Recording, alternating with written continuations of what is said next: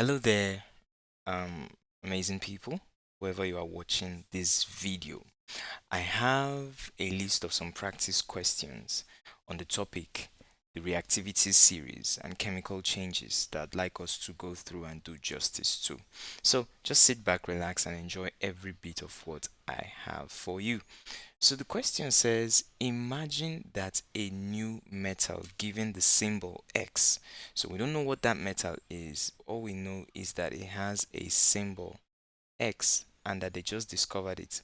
It lies between calcium and magnesium in the reactivity series. So let's quickly see what the reactivity series looks like.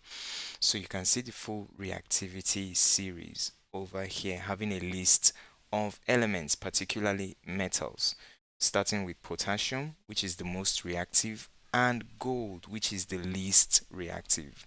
So the higher the position of an element on this list, the more reactive that element is. So we have the reactivity series over here, and they told us that the element X that was discovered lies between calcium and magnesium. So here is where calcium is located, and here is where magnesium is located. So the position of X is somewhere in between these two. So this is where X is located. What are they asking us to do? The first question says, describe the reaction of excess X with dilute sulfuric acid and give word and balanced symbol equations. So let's write out the equation. We are asked to show the reaction between excess of X, and remember X is a metal, reacting with dilute sulfuric acid. Sulfuric acid has the symbol H2SO4. This is the symbol for sulfuric acid, and this is an acid. Now, one thing you need to know is that when metals react with an acid, the product of that chemical reaction is hydrogen gas and salts. Hydrogen gas is produced because the metal will displace hydrogen if the metal is higher than hydrogen on the reactivity series. Now, this is the metal over here, and this is hydrogen over here. The question is, will the metal be able to displace hydrogen? How do we know? We need to check out the reactivity series. Remember, the position of the metal X on the reactivity series was between calcium and magnesium. This is where the position of X is, somewhere here. Now look at the position of hydrogen over here. It automatically means that X is greater than hydrogen. So X will be able to displace hydrogen from that chemical equation. So if we are to write the chemical equation of the reaction between X and sulfuric acid H2SO4, X comes here to displace hydrogen, and so they will swap. What now happens is that hydrogen stands alone, H2, plus X, which now takes the place of hydrogen, SO4. This is the equation between for the reaction between X, which is the metal, and the acid, dilute sulfuric acid. That is question number 1.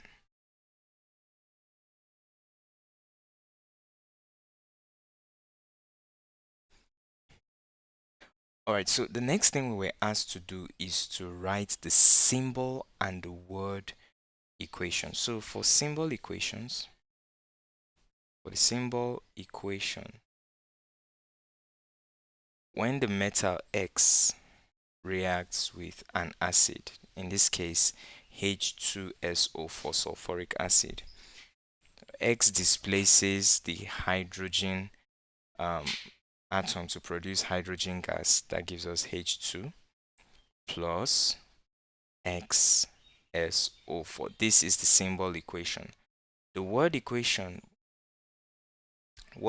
simply means we are to use actual words to tell what happens during this chemical reaction. So the word equation says the metal, which in this case is X, plus the acid will give us hydrogen gas plus metal sulfate, which in this case is the salt. So that is for the first part of the question. So let's move on to the next question. The next question says, explain why you cannot be sure how X will react with cold water. So to do that, we need to backtrack to see our reactivity series chart. Now, our reactivity series chart says that X, the unknown metal, is located between calcium and magnesium. This is the position of X. Now, before we reach X, we encounter calcium. Now, calcium reacts readily with cold water. When you react cold water with calcium, the reaction proceeds readily. But magnesium, on the other hand, does not react readily with cold water.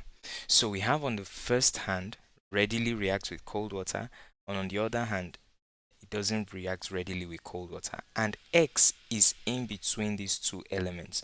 So its reaction with cold water will somehow be intermediate, because the element before it reacts readily with cold water, the element after it doesn't react readily with cold water. So the element in between, which is X, will have kind of like an intermediate reaction with cold water. So that is why we cannot be sure how X will react with cold water. That is for the second question. So the third aspect of that question says X is added to a solution of copper 2 nitrate. Okay, explain what you would expect to see happen, including a balanced symbol equation with state symbols. So, what will happen basically? This is what the equation will look like. They said X is added to a solution of copper 2 nitrate. This is what the formula for copper 2 nitrate is: CuNO3 2, and it's an aqueous solution. Okay, they said a solution of copper 2 nitrate, I beg your pardon.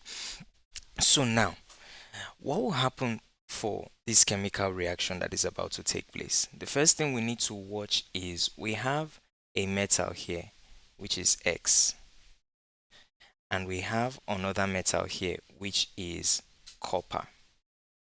So between copper and the metal X, which one is higher on the reactivity series? Let's backtrack a bit to see. We know that the position of X on the reactivity series is between calcium and magnesium, so somewhere in between this place. Where is copper on the reactivity series? This is where copper is, over here. So that means X is greater than copper. So therefore, X will displace copper from any chemical reaction where the two of them are found. So therefore, if we have X being added to a solution of copper 2 nitrate, X plus CuNO3 2. So what is going to happen? X is going to come over here and displace copper. So therefore, copper will now go out and stand alone.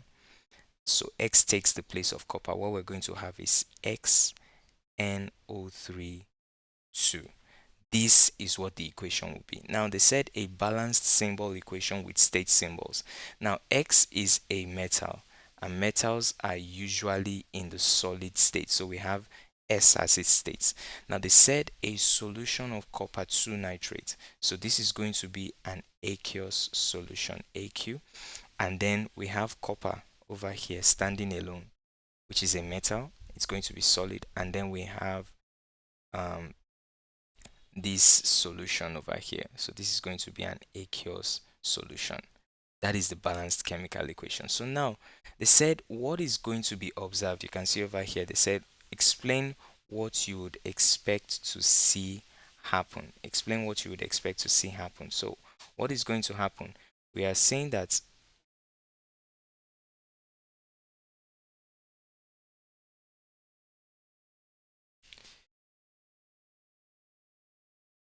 copper is being formed on the right hand side of the equation. So what we are going to see is that a solid brownish red deposit of copper will form and fall out of the solution. This is what the color of copper looks like. It's kind of reddish brown in color.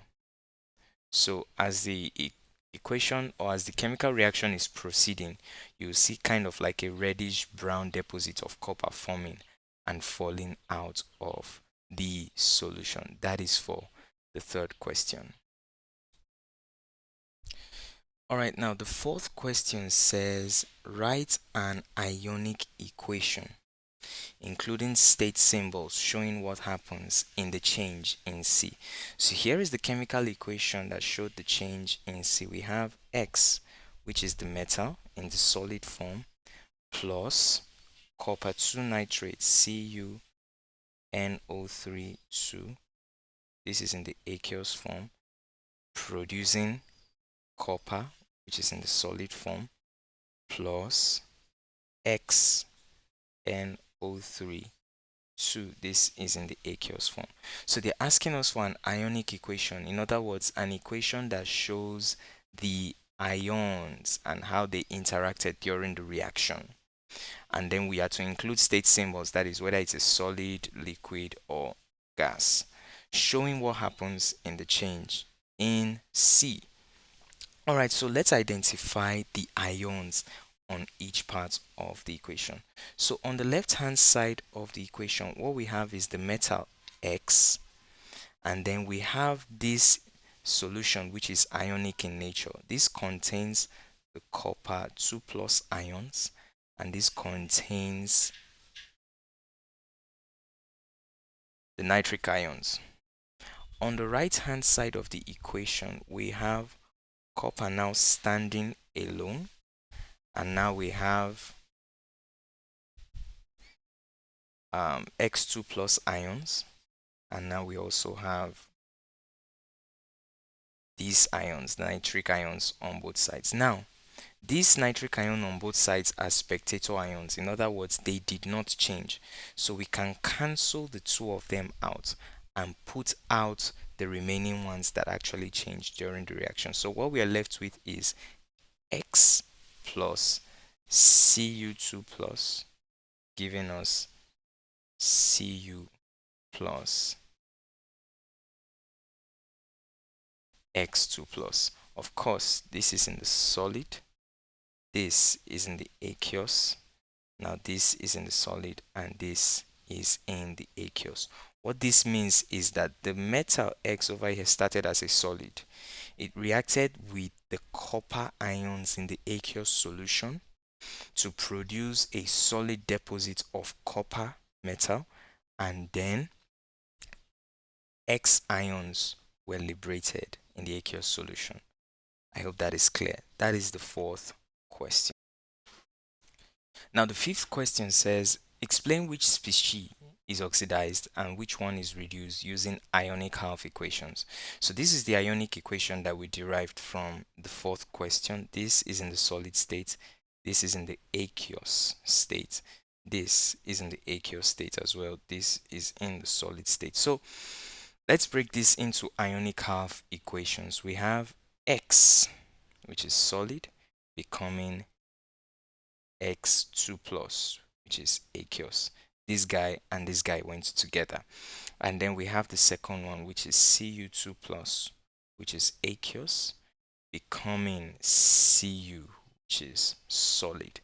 These two went together. So now, how do we know which one is oxidized and which one is reduced? First of all, oxidized means something has undergone the process of oxidation. Now, oxidation simply means the loss of electrons. Now, when something loses electrons, its oxidation number will increase. So now I want to ask you the question, between these two options, which one has the oxidation number increased? Let's check for X. Over here, we can see that the oxidation number is 0 because there is no number identified there.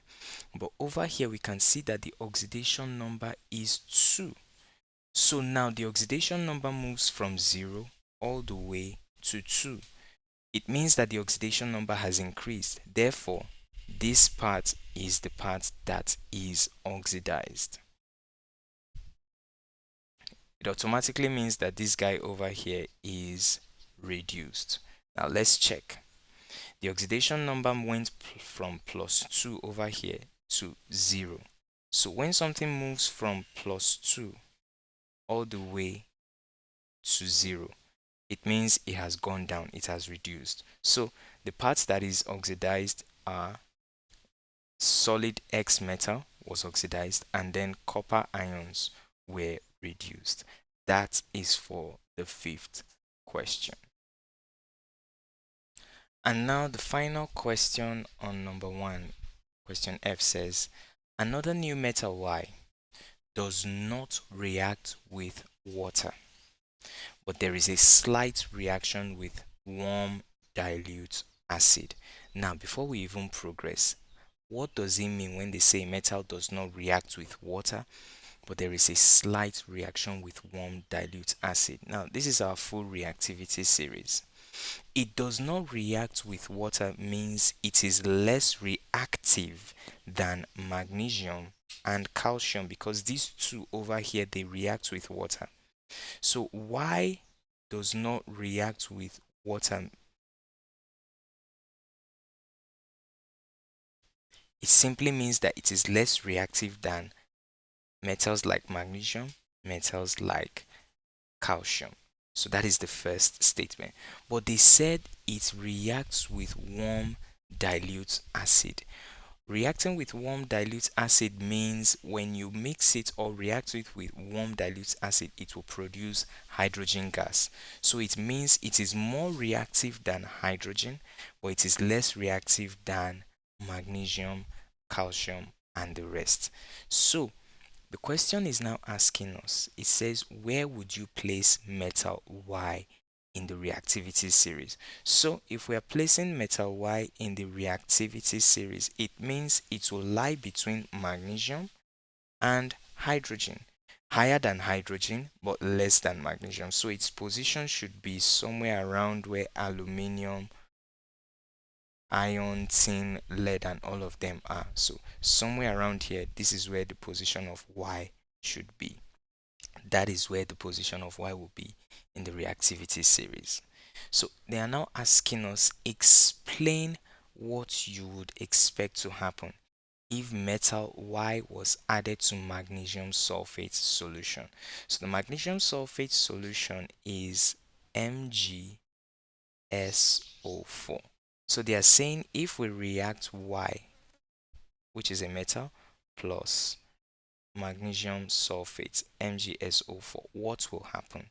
So we have this metal over here, Y, and we have magnesium over here, which is also a metal. The question is, between the metal Y and magnesium, which one is more reactive? We already figured out the position of Y, that it is less than magnesium because Y does not react with water. So if it is less reactive than magnesium, it means it cannot displace magnesium in a chemical reaction. So therefore, now that we have the element Y reacting with the magnesium sulfate solution, if Y comes over here, it cannot displace magnesium. So therefore, what we expect to happen is that there will be no reaction. That is for the final question on number 1. More questions will be coming up. If you enjoyed this, please like, share to as many as you believe would gain a thing or two from it, and please subscribe, and I'll see you in the upcoming videos. Ciao ciao.